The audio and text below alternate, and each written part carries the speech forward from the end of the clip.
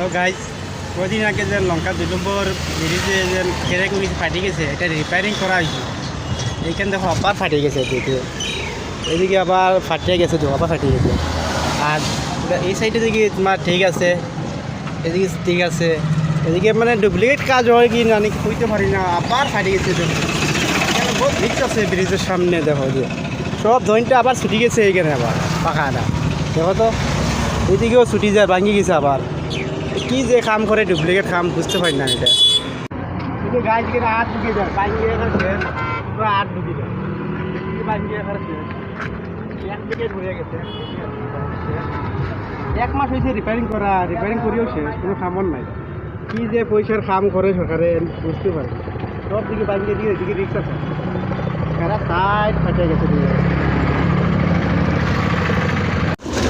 ওদিকে আর বেশি ভাঙ্গা, দেখো ওদিকে ভাঙ্গিয়া রড বাইরে গেছে দিয়ে, দেখো এদিকে ভাঙছে, এই সামনের দিকে ভাঙছে, এদিকে ভাঙ্গিয়া তোলে দিয়ে দাঁড়িয়ে, এটা পুরা ভাঙ্গিয়েছে। আজকের লাগি কথা খানি, বাই বাই।